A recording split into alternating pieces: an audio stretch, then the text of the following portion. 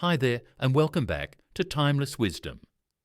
Isn't it interesting how life shifts as we grow older?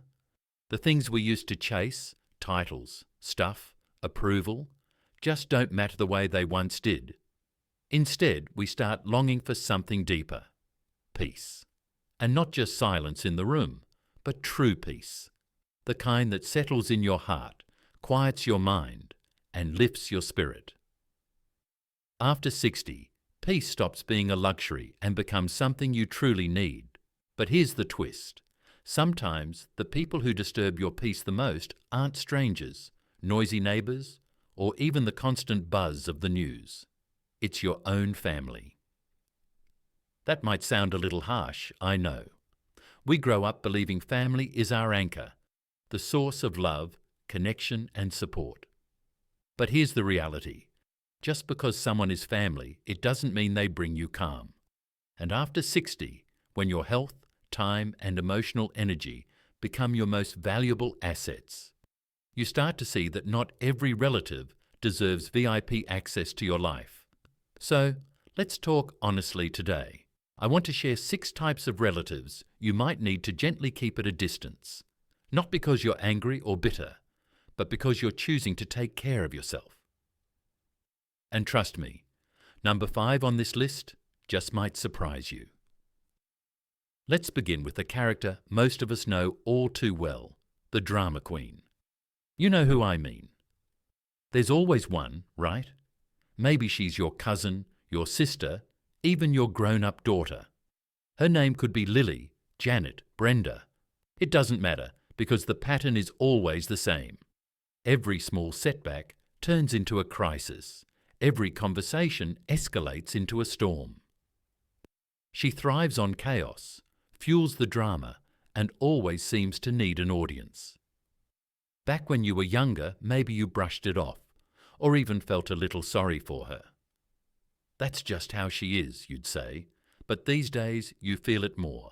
Every outburst, every angry phone call, every guilt trip or dramatic scene, it slowly chips away at you. Your nerves get tighter, your nights get shorter, your joy just keeps shrinking. Let me tell you something you already know in your gut. Peace is not just nice to have at this stage of life, it's essential. Science backs this up. Chronic stress from toxic relationships can raise your blood pressure, damage your heart, weaken your immune system, and even impact your memory. And all of that for what? So someone else can keep using your life as their stage? You didn't make it to your 60s, 70s or beyond just to become the referee in someone else's emotional wrestling match. You have earned the right to live peacefully, to breathe deeply, to spend time with people who lift you up, not drag you down. Think of it like this. You wouldn't leave your front door wide open during a storm, would you? Of course not. You lock it tight, you close the windows, you stay inside where it's safe and calm. So why not do the same for your emotional home? Next time the drama queen starts pulling you into her tornado, pause, don't engage, don't take the bait, just step back. Protect your energy like you protect your front door and don't feel guilty. That's not cold-hearted, it's wise. Not every fire needs your water. Not every cry for attention deserves your response. Now, let's move on to someone a little trickier. They don't come with raised voices or tearful outbursts. No, they come with softer words like help or emergency. I'm talking about the money leech. Now, before you start thinking I'm being too hard, hear me out. Most of us, especially those of us who are raised on values of generosity and family loyalty, have helped someone out at some point, and that's a beautiful thing. Helping once or twice out of love is kindness. But when that kindness gets twisted into a habit, when every phone call, every visit, every text starts with a "I was wondering if you could," that's when the line gets crossed. Let me tell you about a man named Harold. Harold is 72, worked for decades as a train conductor, saved carefully, and looked forward to travelling with his wife in retirement. But Harold has a younger nephew named Marcus, who always seems to be down on his luck. First it was a business loan that failed, then car repairs, then rent, then just a little help between jobs. Harold, being the soft-hearted man he is, always said yes, and by the time he looked up, the travel dreams were gone, the savings had vanished, and Marcus, he'd moved on to someone else. This isn't just Harold's story. It happens more than we like to admit. The truth is, if someone really respected you, they wouldn't keep draining you, especially not at this stage of life, when every dollar, every bit of financial security matters more than ever. You're not bringing in a steady paycheck anymore. You worked hard for that retirement fund, and you deserve to enjoy it. So ask yourself this: when you keep giving, who's giving back to you? And if something unexpected happened to you tomorrow, would that relative you've been helping be there to help you? History says probably not. Now, let me be clear. I'm not saying you should never help. I'm saying change how you help. Offer advice, help them find resources, point them to jobs. But when it comes to cash, draw the line. You have the right to say, "I'm sorry, I can't do that anymore," without guilt, without apology. You're not being selfish, you're being smart, because generosity without boundaries leads to resentment, and that's no way to spend your golden years. If this hits close to home for you, if you've ever opened your wallet again and again, only to feel emptier each time, not just financially, but emotionally, I want you to pause and say this out loud with me.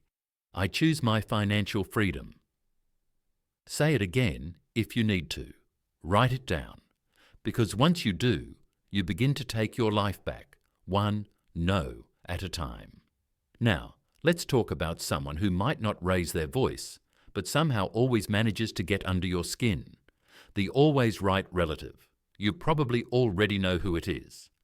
Maybe it's your older brother Raymond, who always thinks he knows best, or your cousin Linda, who turns every conversation into a debate. No matter what you say, they've got a better way. You could tell them you're feeling great and they'll still find something to correct. You say you're trying a new vitamin, they say it's a waste of money. You mention seeing a new doctor and they immediately question your decision. These are the kinds of people who treat your life like it's a quiz they've been hired to grade. And here's the thing. It starts small. A little eye roll here, and I'm really there, but over time it adds up. You start second-guessing your own choices. You start shrinking in conversations. And worst of all, you begin to doubt your own judgment. Let me tell you about Eleanor. She's 69, retired, and recently started painting again, a hobby she hadn't touched since her 20s. She was so proud, so excited to show her family. But when she showed her paintings at a family dinner, her niece Caroline said, "Oh, you're really going to spend your time doing that? Isn't there a senior program with more productive classes?" Eleanor laughed it off, but later that night her brush just stopped moving. That's the danger of the always right relative. It's not just the words, it's the message underneath.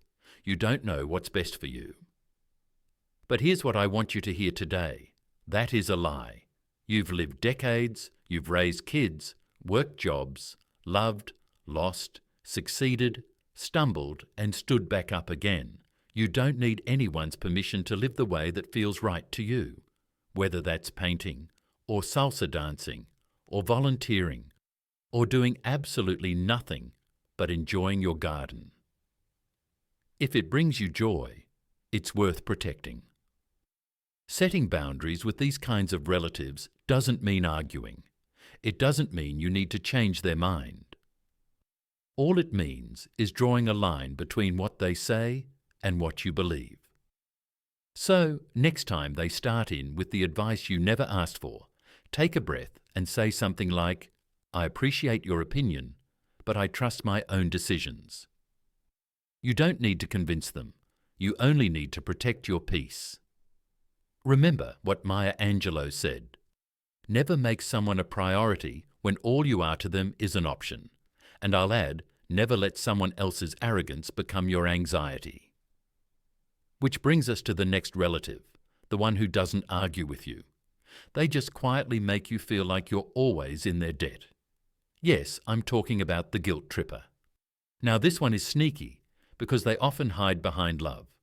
Their words sound sweet, but they carry weight. Lines like, "After everything I've done for you," or "I just thought you'd be there for me, like I was for you." Sound familiar? At first you might feel a little bad. You remember how they helped out once or came through for you years ago. But then you realize this isn't about a single favour. This is a pattern, a cycle. You're constantly being made to feel like you owe them something: your time, your energy, your presence. And the cost? It's your peace, your independence, your ability to say no without feeling like a terrible person.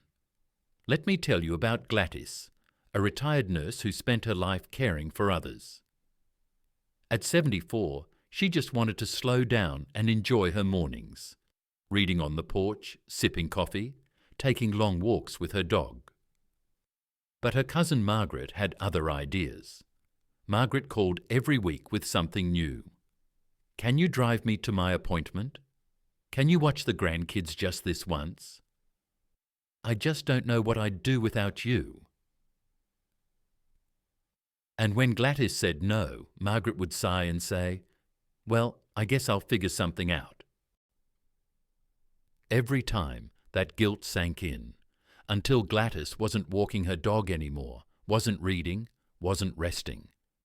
She was living someone else's schedule and growing more resentful by the day. Here's the truth no one tells you. Real love doesn't come with IOUs. It doesn't manipulate. It doesn't weigh you down. You are not selfish for needing space. You are not ungrateful for wanting peace. And no, you do not have to explain yourself every time you say no. If someone is using guilt to control you, that's not care, that's control. So how do you stop it? You learn to say no, kindly but firmly. You don't need a long explanation. A simple, "I can't do that right now," is enough. And when they push back, you stand your ground. Their disappointment is not your responsibility. Marcus Aurelius once said, "You have power over your mind, not outside events." Realize this, and you will find strength. That applies here too. You can't control whether someone feels upset, but you can control whether you carry that guilt on your back. So the next time someone tries to guilt you into saying yes, pause. Ask yourself, am I doing this out of love or out of fear? If it's fear, of upsetting them, of being judged, of not being good enough, then you owe it to yourself to say no, because your later years are not about making everyone else comfortable. They're about finally, fully living for you. If you're still struggling with this, try saying this aloud. I release guilt. I choose peace. Say it again until it sticks, because your joy is not a debt to repay. It's your birthright, and it's time you claimed it. Now, I want to prepare you, because this next one might surprise you the most. It's not loud. It's not aggressive. In fact, it often comes wrapped in kindness. In the words, "I'm just trying to help." I'm talking about the toxic caretaker. This is the family member who says they're doing things for your own good. They start with errands, picking up your medications, driving you to appointments. At first, it feels like love. You're grateful. It's a relief. But slowly, something starts to shift. Suddenly, they're speaking on your behalf, making choices you didn't ask them to make. "You don't need to worry about that. I've taken care of it," they say. Or, "You shouldn't be making those decisions anymore. Let me handle it." It sounds caring on the surface, but underneath it's something else. Control. Let me tell you about Mr. Stanley. He's 77, a retired builder who spent his whole life making decisions, solving problems, and living with quiet dignity. After his wife passed, his well-meaning niece Julie moved in to help. At first, it was small stuff. She cooked, sorted his mail, and organised his medications. But soon she was cancelling his plans, choosing his doctors, even throwing out food she didn't approve of. When he pushed back, she'd say, "Uncle Stan, I'm doing this because I love you. You shouldn't be stressing about these things." Eventually, he stopped fighting, stopped choosing, stopped living on his own terms. And that's what made him truly unhappy. Not aging, not his health, but the slow erosion of his independence. It's one of the most heartbreaking things about growing older, not losing physical strength, but losing the power to direct your own life. And often it doesn't come from bad people, it comes from people who think they're helping. That's why the toxic caretaker is so dangerous. They don't realise they're crossing a line. But you feel it. You feel smaller, less capable, like you're fading into the background of your own life. But here's the truth. Accepting help doesn't mean surrendering control. There's a difference between support and takeover, and you deserve support that respects your dignity. So how do you spot the signs? Ask yourself, do they often speak for you instead of with you? Do they make you feel incapable, subtly or directly? Do they dismiss your choices even when you're clear about what you want? If the answer is yes, it's time to set boundaries. You can accept help and still be in charge. You can say, thank you for your help, but I need to make that decision myself. Or, I appreciate what you do, but please don't speak for me. If they truly care, they'll respect that. And if they don't, that tells you everything you need to know. Let me tell you how Mr. Stanley took his life back. One day, he quietly hired a part-time professional caregiver, a woman named Rosa, who asked for his preferences, included him in every decision, and never assumed. Then he sat Julie down and said, "You've helped me a lot and I'm grateful, but I need to feel like I'm still in charge of my life." And just like that, something shifted. He began choosing again, living again, smiling again, because real help lifts you. It doesn't replace you. Now, let's talk about one final type of relative, and this one doesn't come with drama or guilt or control. No, they come dressed in perfection. You know the one I'm talking about, the perfect image relative. At every family gathering, they float in like a magazine cover. Their clothes are flawless, their kids are honor students, their home looks like a showroom, their social media is filled with tropical vacations, organic meals, and perfect lighting. And every conversation somehow turns into a highlight reel. You say you're enjoying gardening, they're starting a vineyard. You mention you've taken up walking, they've just finished a half marathon. You share that you finally bought a new chair. They just redesigned their entire house. Now don't get me wrong, there's nothing wrong with success, but this relative doesn't just share their life, they perform it. And if you're not careful, you start to feel like yours just doesn't measure up. Let me tell you about Lillian. She's 71, a former teacher, kind, modest, and proud of the life she's built. But every time her niece Brooke visits, Lillian feels smaller. Brooke always arrives with something new, a luxury purse, a new car, a story about her brilliant kids, or her weekend yoga retreat. And though Brooke never says it outright, there's always an unspoken question hanging in the air. Aunt Lillian, is that all you've done? And the truth is, Lillian had done plenty. She raised 2 kids on a tight budget, taught generations of students, cared for her aging parents, helped neighbours, built a warm, loving life. But in the presence of perfection, even a good life can start to feel like not enough. And that's the danger, because perfection isn't real. It's curated, edited, filtered. It's the best 5% of someone's life, dressed up as 100%. And the pressure to compare yourself to that illusion, it's poisonous. Your later years should not be spent feeling less than. They should be about peace, contentment, and gratitude for the life you've lived, not feeling like you have to chase someone else's version of success. Denzel Washington once said, "Don't aspire to make a living, aspire to make a difference." And you, my friend, have already made a difference. So the next time that perfect relative tries to sparkle a little too bright, remind yourself, you don't need their life, you need your peace. Stop comparing, start celebrating. Celebrate the quiet strength it took to survive tough years, the love you've given, the wisdom you've earned, the legacy you're leaving. Because your worth is not measured by vacations or bank accounts or Instagram likes. It's measured by the people you've touched, the challenges you've overcome, and the joy you still choose every day.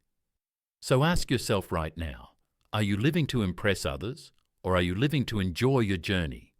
Because this journey, it's yours, and you've earned every single step. So now that we've talked about the 6 kinds of relatives who can quietly drain your joy after 60, the drama starters, the money takers, the guilt trippers, the control freaks disguised as helpers, the constant critics, and the perfect image performers. The big question is this: how do you protect your peace without becoming bitter or shutting out your entire family? It all starts with one simple but powerful thing: boundaries. Now, a lot of us grew up thinking that setting boundaries was rude, that it meant pushing people away or being difficult. But here's what we weren't taught. Boundaries aren't walls, they're doors. You decide who gets to come in, how far they get to go, and when it's time to close things off. At this stage in life, your time, your energy, your attention, these are limited and deeply valuable, and not everyone should get unlimited access to them, especially if they're not adding anything good to your life. Setting a boundary can be as simple as saying, "I love you, but I can't talk about this right now," or "I'm not available on weekends anymore," or "That topic always upsets me, so let's change the subject." It doesn't have to be dramatic. It doesn't have to come with an argument. And most importantly, you don't need permission to protect your peace. Because if you don't set the boundary, someone else will, and it will always benefit them, not you.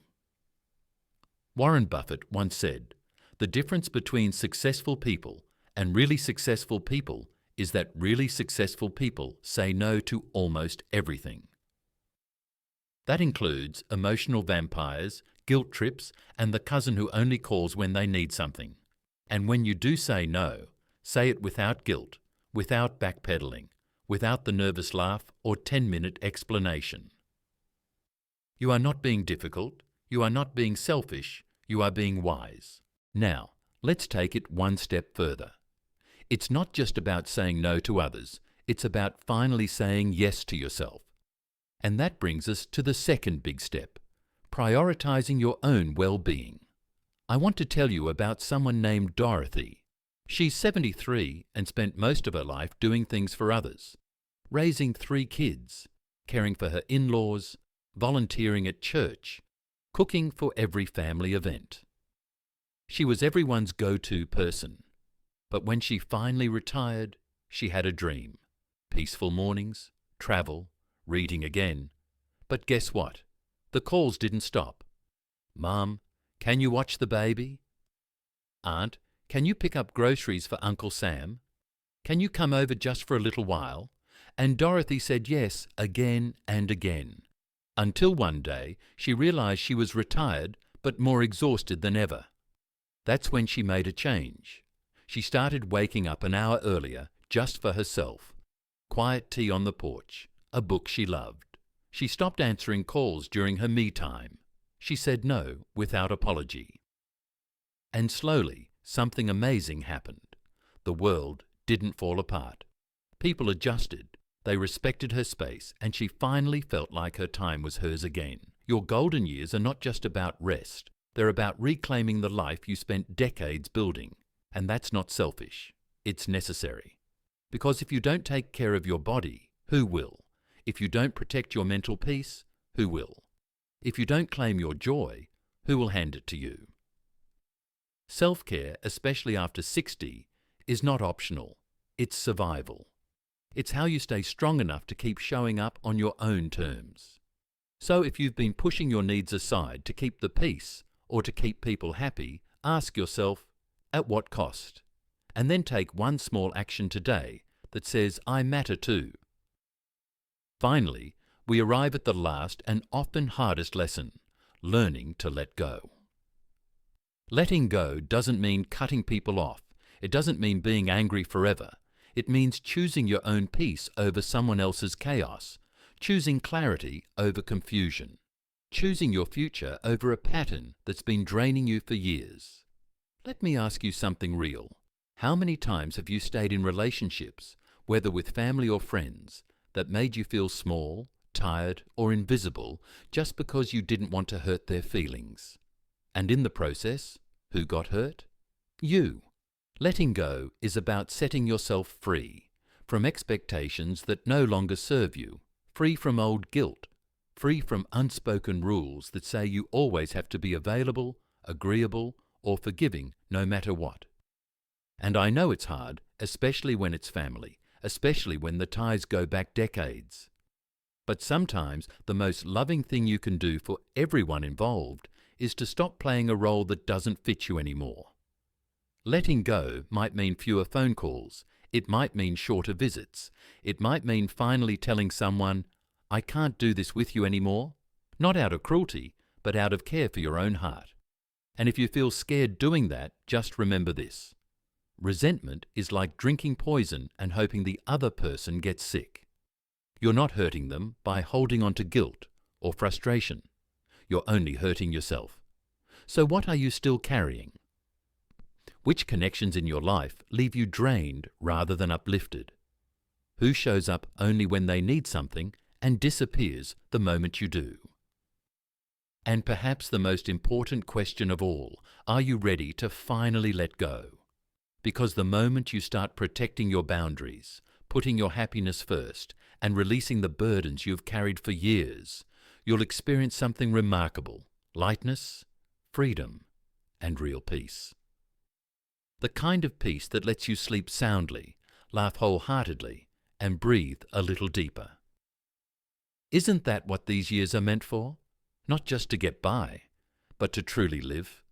So I'll ask you again, are you living for other people's approval, or are you finally choosing joy on your own terms? If these words resonate with you, share your thoughts in the comments below and type, "I choose peace." Let's show the world that it's never too late to live authentically and unapologetically. And if you've ever faced any of these 6 types of relatives, your story could help someone else feel less alone. So don't hesitate to share. Thank you for spending this time with us here on Timeless Wisdom. As you move forward, take good care of your heart, your time, and your peace. Remember, you've truly earned it.